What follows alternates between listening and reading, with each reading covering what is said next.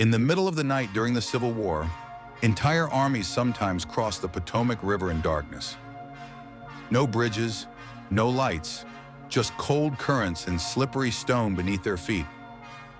One wrong step could sweep a soldier downstream, yet thousands crossed these waters to survive.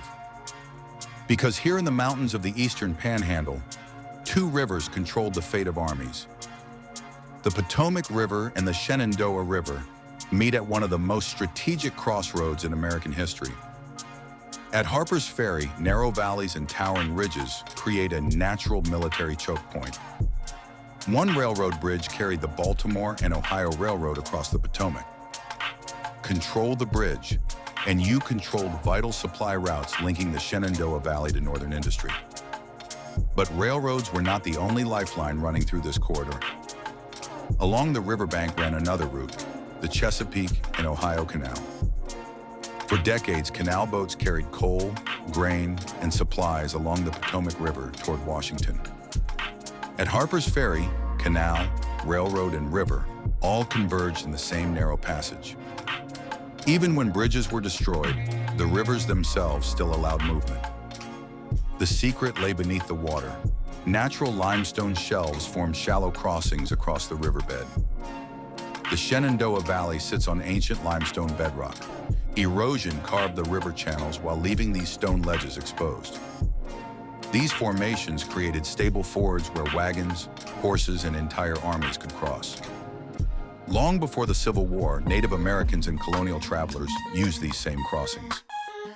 In 1862, Confederate General Stonewall Jackson used these rivers and valleys to maneuver his army during the campaign that captured Harpers Ferry.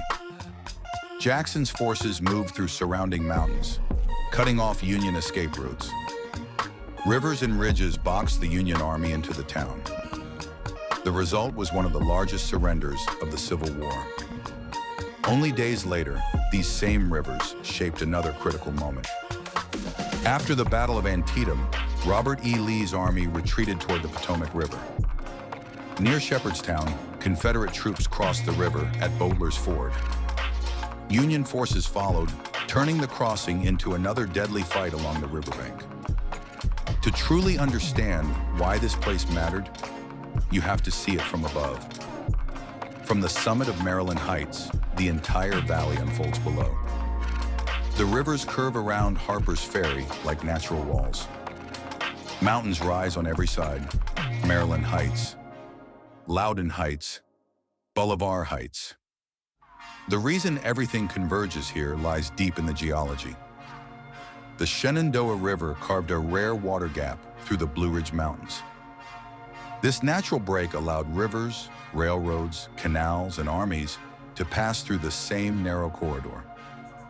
It also created one of the most unusual geographic points in the eastern United States. Here at the meeting of the rivers, Maryland, Virginia, and West Virginia all touch. Today, the rivers flow peacefully through this valley.